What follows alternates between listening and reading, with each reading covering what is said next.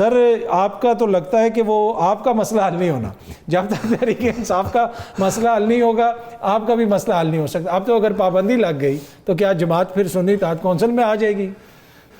سر most welcome اطہر بھائی. دیکھیں میری کمٹمنٹ جو عمران خان صاحب کے ساتھ تھی وہ آج بھی اسی طرح قائم ہے، اور میں یہ سمجھتا ہوں جو یہ پابندی کا فیصلہ ہے عطا تارڑ صاحب کی بات کے اوپر میں صرف یہ کامنٹ کر سکتا ہوں کہ ہر وہ جماعت جو محب وطن ہے، جو ریاست کی رٹ کو تسلیم کرتی ہے، جو افواج پاکستان کے ساتھ ہے، جو رول آف لاء کی بات کرتی ہے، جو چوروں اور ڈاکوؤں کو کٹہرے میں لانے کی بات کرتی ہے، جو ملک لوٹنے والوں کو انصاف دینے کی بات کرتی ہے، ان کے انصاف کا شکنجہ کسنے کی بات کرتی ہے، ایسی ہر جماعت پر پاکستان میں اصولی طور پہ پابندی ہونی چاہیے.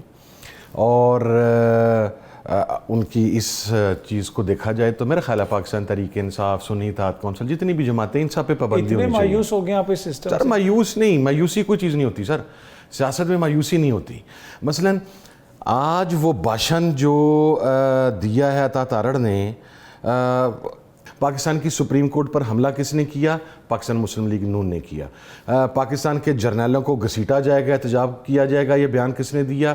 یہ میاں نواز شریف صاحب نے دیا. Dawn leaks Mian Nawaz Sharif. اجمل قصاب کون تھا؟ اجمل قصاب پاکستانی شہری تھا، Mian Nawaz Sharif. You name it کہ کیا کیا پاکستان مسلم لیگ نون نے نہیں کہا. اور اگر مسلم لیگ نون کا کہا ہوا یہ بغاوت اور غداری اور پابندی کے زمرے میں نہیں آتا تو بھائی جان ہم نے تو اس میں سے 1% بھی نہیں کہا. پھر مجھے سمجھ نہیں آتی کہ ان کا مقصد ایسا آدمی جو خود گناہوں میں لتھڑا ہوا ہو، جو خود ریاست مخالف ہو، جو ریاست کا باغی. ابھی آپ چند دن میں چیک کیجئے گا، مسلم لیگ نون اب وہی کوشش کرے گی دوبارہ اداروں کو ملائن کرنے کی، ان کو ڈریگ کرنے کی اپنے گند کے اندر، ان چیزوں کے اندر. تو میں سمجھتا ہوں کہ جو پاکستان کے آپ سمجھتے ہیں کہ عدالت جو ہے لگا دے گی پابندی؟ سر نا پابندی کوئی، یہ میں معذرت کے ساتھ ورڈ بول رہا ہوں کہ خالہ جی کا واڑا نہیں ہے کہ پابندی لگ جائے گی.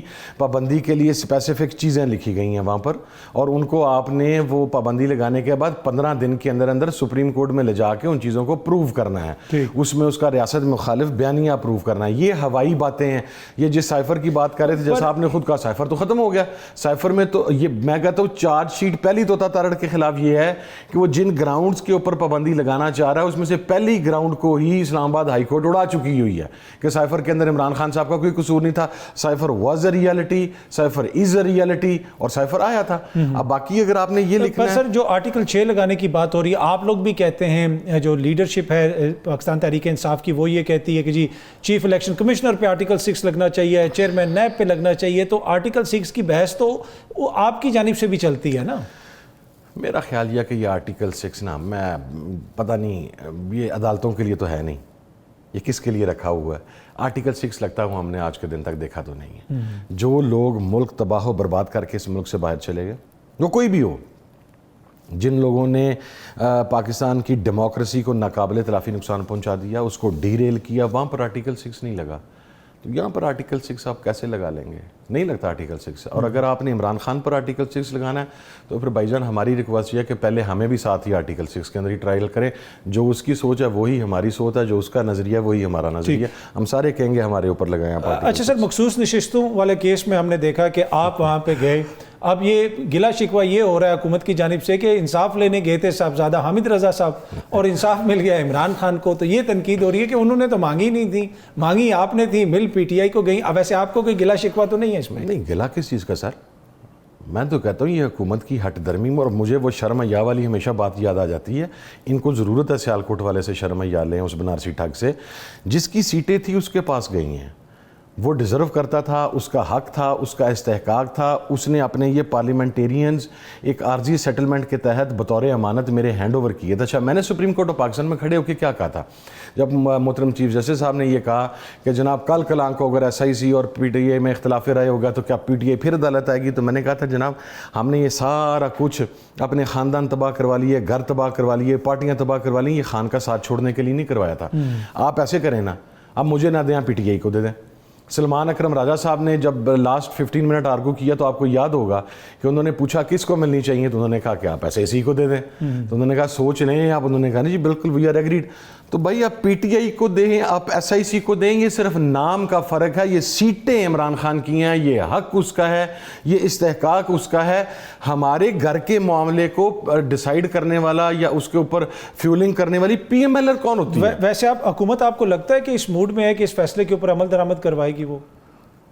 اب ریویو پٹیشن بھی انہوں نے دائر کر دی, آپ کو اگین فریق بنا دیا. میں تو دو طرح سے فریق بن گیا, پارٹی بھی فریق بن گئی, ایس آئی سی کو بھی فریق بنا لیا, مجھے بھی فریق بنا لیا. 100 بسم اللہ لے چلیں. میں اب کھڑا ہو کے کہوں گا کہ جس کا حق تھا اس کے پاس گیا, مجھے کوئی ریزرویشن نہیں ہے. جو پٹیشنر تھا, تو آپ کون ہوتے ہیں ریزرویشن دینے والے؟ ٹھیک ہے, اس کا اظہار کرنے والے. پر یہ جو الیکشن کمیشن ہو جائے یا حکومت ہو جائے, آپ کو لگتا ہے کہ اس پہ عمل درآمد کرنا پڑے گا؟ سر, سپریم کورٹ کے فل بینچ کا فیصلہ ہے. یہ کیسے ہو سکتا ہے کہ سپریم کورٹ کے فل بینچ پر آپ عمل درآمد نہ کریں اس کے فیصلے پر؟ جو چیز آپ کو اچھی لگے اس پہ آپ عمل کر لیں, جو چیز آپ کو اچھی نہ لگے اس کے اوپر آپ عمل نہ کریں. اچھا, یہ سارا رویہ جو گزشتہ 3 دن سے حکومت کی طرف سے شو کیا جا رہا ہے, یہ ان اٹ سیلف ایک پروو ہے ان لوگوں کے خلاف جو یہ کہتے تھے نہیں جی اچھا دیکھیں ان سیٹوں سے کیا ہمیں حکومت مل جائے گی, ہم تو پھر بھی 50 نمبر شارٹس ہیں. ٹھیک ہے, کیا حکومت گر جائے گی؟ نہیں, حکومت تو 209 کے اوپر آلریڈی بیٹھی ہوئی ہے, ان کے پاس تو 30-35 نمبر اضافی ہیں.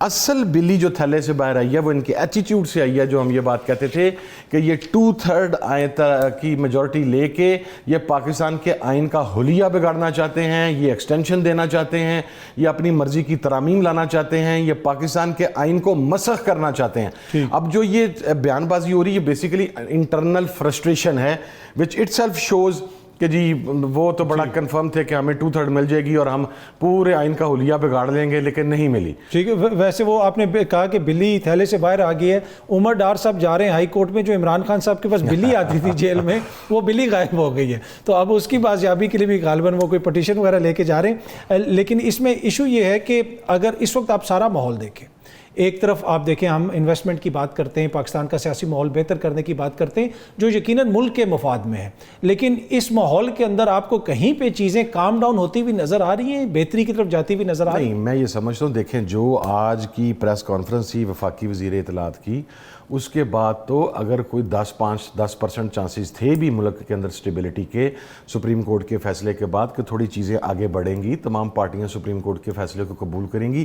جس فرسٹریٹ طریقے سے انہوں نے سپریم کورٹ کے اوپر اٹیک کیا, سپریم کورٹ کے ججز کے اوپر اٹیک کیا, جس طریقے سے انہوں نے پاکستان کی ڈیموکریسی کو اٹیک کیا, میرا خیال ہے کہ اب تو ہم اس فیز کے اندر انٹر ہو گئے ہیں کہ اب تو آپ بھول جائیں کہ اگر اس رویوں کے ساتھ پولیٹیکل سٹیبلٹی آئے گی. پولیٹیکل سٹیبلٹی نہیں آئے گی, آپ کا اکنامک کرائسس مزید ورسٹ ہو جائے گا اور وہ ہم اس کے ریوائیول کی طرف نہیں جا سکیں گے. اچھا سر, اس میں یہ بھی دیکھیں نا کہ جب سے فیصلہ آیا مخصوص نشستوں والا, اس کے بعد عدت کیس کا بھی فیصلہ آیا, اس میں وہ انتہائی سیاست کے نام پہ اور صحافت کے نام پہ جو غلاظت کی گئی عدت والے کیس میں, وہ بھی پوری قوم کے سامنے ہے. لیکن اس سے لگ رہا یہ ہے کہ جیسے ایک ڈومینو افیکٹ ہے, مختلف جگہوں سے آپ کو ریلیف مل رہا ہے, یہ ایک تاثر بن رہا تھا, لیکن پھر اب حکومت نے ایک دم سے ایک سخت رویہ لیا ہے کہ نہیں جناب, آپ کے اوپر آرٹیکل 6 بھی لگے گا, آپ کی جماعت پہ پابندی بھی لگے گی. تو کیا یہ ساری چیزیں آپ لوگ فورسی کر رہے تھے یا پھر آپ نے وقت سے پہلے جو ہے وہ سیلیبریٹ کرنا شروع کر دیا؟ نہیں, کوئی سیلیبریشن ہماری آج بھی اسی جگہ کے اوپر موجود ہے. یہ کمزور لوگوں کا ہوتا ہے کہ وہ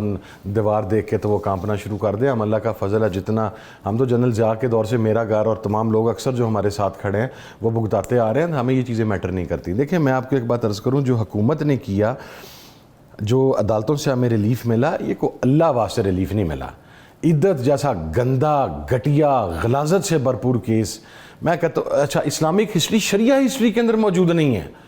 آپ ماڈرن سویلائزڈ ورلڈ کی تو بہت دور کی بات کرتے ہیں, شریعہ ہسٹری کے اندر ایسا کیس کوئی موجود نہیں ہے کہ اس طریقے سے غلاظت اچھالی گئی ہو ایک خاتون کے اوپر اور اس کے ہسبینڈ کے اوپر جو کہ اپنی ایک عائلی زندگی گزار رہے ہیں. میں یہ سمجھتا ہوں, اب آپ مجھے یہ کہہ دیں, میں آپ کے پاس عطر صاحب یہاں پہ بیٹھا ہوں, آپ یہ کہہ دیں کہ حامد رضا یہاں سے اٹھا ہے اور اتنے بجے کا ٹائم تھا, یہ اتنے بجے جا کے تو اس نے افغانستان کے اندر کابل کے اندر بم دھماکہ کر دیا تھا. میں تو لائیو آپ کے براڈ کاسٹ کے اندر بیٹھا ہوں, میں یہاں پہ بیٹھا ہوں, اس میں اگر مجھے ریلیف ملے گا کہ نہیں ایویڈنسز دیکھنے کے بعد کہ he was sitting there, he was not in Afghanistan, تو پھر آپ مجھے اب اس میں کیس میں ریلیف ملے تو آپ مجھے کہیں جی کہ آپ کو نرم گوشہ پیدا ہو گیا.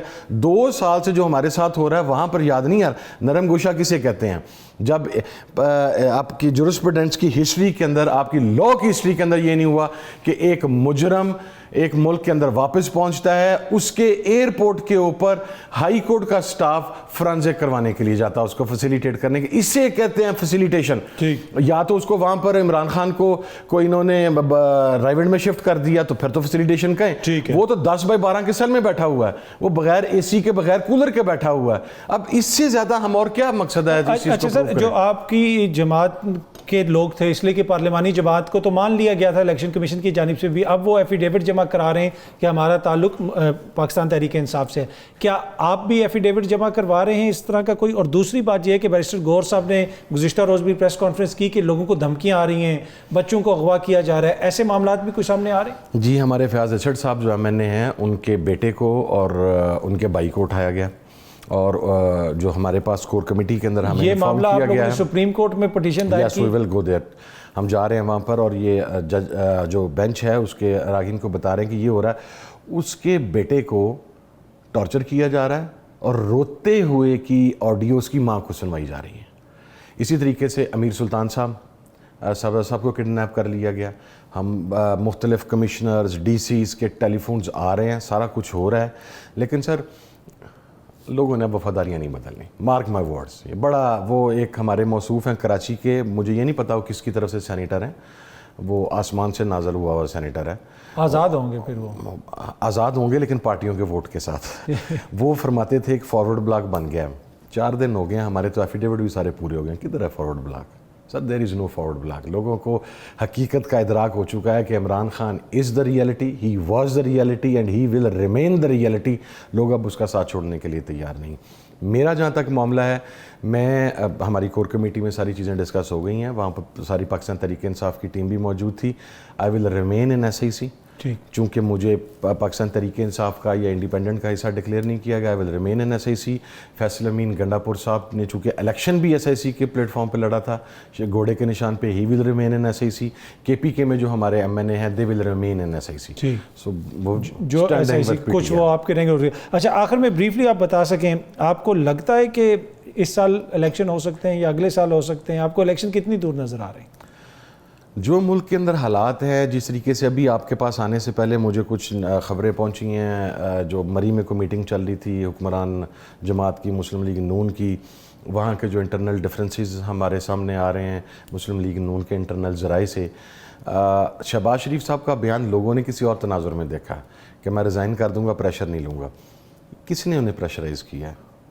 ان کے بھائی صاحب نے پریشرائز کیا. سر میاں نواز شریف صاحب آپ چاہتے ہیں کہ میاں شہباز صاحب گورنمنٹ چھوڑیں, تو میاں صاحب نے بڑے بھائی کو جواب دیا کہ میں گورنمنٹ نہیں چھوڑ رہا. یہ اور کسی نے پریشرائز نہیں کیا. میں شہباز شریف, میں یہ سمجھتا ہوں کہ انتخابات جو موجودہ حالات ہے, اگر یہ کرائسس 15-20 دن مہینہ چلتا رہا تو میرا خیال ہے ودن 6 منتھ ہی شاید ہمیں الیکشنز کے اندر جانا.